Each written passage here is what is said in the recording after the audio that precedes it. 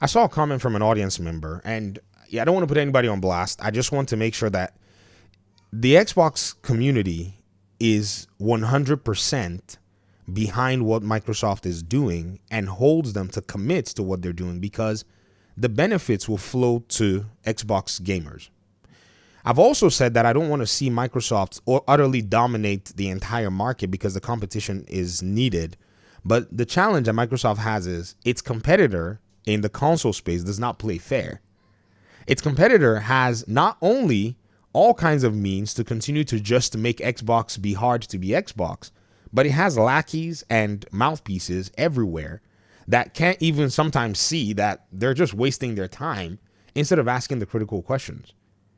I saw a comment that said, Xbox needs to just take it easy. I don't think they do. They need to just take it easy and take their time in the way that they're approaching these games and so on and so forth. And I laughed and said, why? And they were like, well, they don't want to cannibalize the sales of their own games on PlayStation. You're an Xbox fan. You should have no problem with cannibalization of sales if the strategy involved is to grow the Xbox ecosystem, whether internally or whether externally. Not saying that they should cannibalize their sales nonetheless, but I want to point to you that Xbox actually has a diverse offering of games to actually avoid this cannibalization that you're speaking of. They have a more diverse palette than PlayStation does, which is weird to say because just looking at the game deals page right here, I already see 3 Xbox games, and they're all in 3 different categories. And they're all beloved games. Starfield, all those people who are talking nonsense about Starfield, they're apparently working on some more, they're cooking more things up because noise is more important for many people. That's it.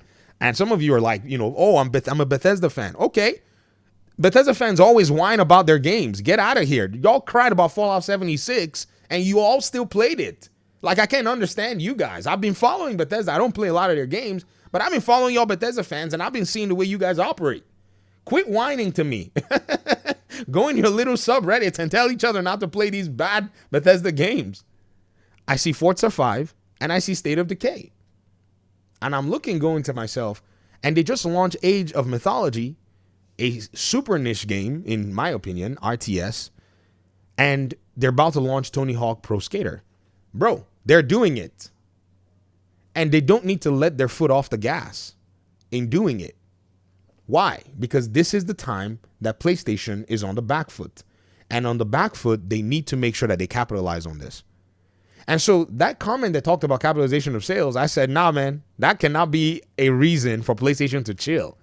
For Xbox to chill, sorry. Because cannibalization of sales was definitely something they did not take a chill for. And they gave you that service. So you cannot just say when it benefits you directly, that cannibalization of sales is okay and subscribe to Game Pass. But when Xbox is wanting to make an approach, that may, and I'm not saying that even though there's a wide variety of games, cannibalization can still occur. Because if somebody spends money on Age of Mythology, they may not have money to spend on Forza Horizon 5. Even though they're different niches, even though that they may appeal to other bigger audiences, there's still that competition there, right?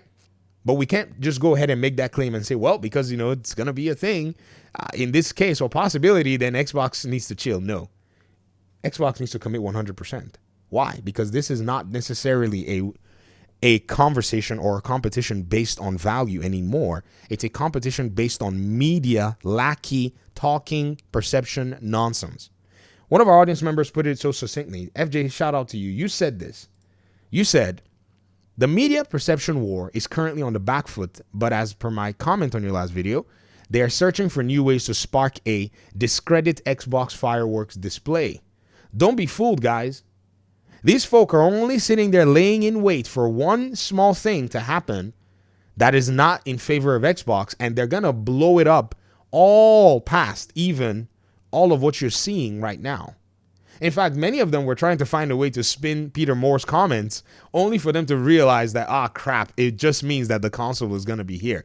Peter Moore basically worded his statement in a way that said, you're going to basically keep seeing Xbox consoles.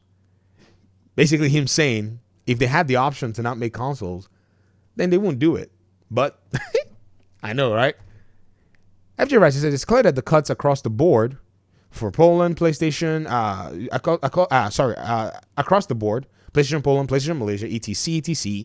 But the media isn't highlighting that this is across the board cuts. Why isn't this front page news? I've cross-referenced you already the 12th of November shareholder meeting, which set these cuts in motion. We're still seeing paywalled bad actors like Pactor pushing articles. He's done another article pushing the game prices rises, and following this trend, I fully expect and predict behind paywalls, there will be further anti-Xbox articles being cooked up. All of the PlayStation talking heads subscribe to these same channels, and that's why they push the same constant disinformation. You can even see the prominent, in quote, journalists that write these trash articles constantly subscribe to folk like Reforge. Did y'all not see, just lately, when Oh No It's Alex was pretty much lambasting the nonsense that was Reforge trying to say, oh, he was doing this or whatever it is, that somebody from Icon Era was donating big to Reforge's live stream? Do y'all think that there's not a kind of coercion going on, or some kind of a fomented collaboration between these bad actors? And this is just on the side of the non-brand name media, whatever. The brand name media, machine is also somewhere dealing all of this nonsense as well. When it comes time to, you're going to see it. Y'all are going to see it. It's almost like clockwork. Why? Because this is what we've been seeing. Xbox tax for the last few years that I've been doing this stuff. FJ writes, Xbox cannot be complacent. They have to cut straight through the media BS and drop quality games in gamers' hands so they can break the media grip like cold water in the face. That's what they need to do. And they're doing it. In fact, when I made my first video, by the time that video had dropped, they had announced the Tony Hawk, game. I said, yeah, that's exactly what they need to do. Pro Skater 3 and 4. The cross-gen edition. I thought to myself, this is exactly what they need to be going for. There's no reason for them to sit back and just relax. They need to drop games. They need to make sure these games are available, because that's what they've said that they want to do. So that when they drop these games, gamers are going to be like, yo, these guys are actually serious. Like, oh my goodness. They're cooking up these games everywhere. They put them, they drop them, and they ensure that there's nowhere these people can actually find a way to bother them. It's basically a barrage tactic when you're in a war. It's you doing so much to distract your opposition so that your opposition can't keep track of what it is you're doing. And by the time your opposition is following one thing you've done another thing. Xbox is using that tactic right here in front of y'all. Oh man, if you would only drop the console warring and drop the subjectivity to your, the way you view things, you would see exactly what Xbox is doing. Xbox is now flooding the entire conversation. Age of Mythology barely came out. Before you know, Forza is on the list. Before you know, it's Tony Hawk. And then by the time you turn around, it's Ninja Gaiden. And then what's going on? There's a Gears game coming? Oh my gosh. Could Halo be here? Xbox has now decided they're going to go all in. And so, in my opinion, they now need to go back and dig up the other libraries. Why? They have that whole talk about game preservation, right? Well, game preservation we preserve. Let's see if they can actually dig deep. You know all these old Spider-Man games that exist in Activision's coffers with the licensing and all that? Perhaps it might be time to actually resurrect these games. Don't you think?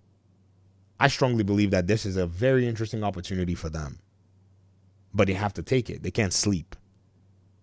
Talk to me in the comment section. Appreciate you guys' time and audience. Hopefully we'll talk pretty soon in another one. Peace out.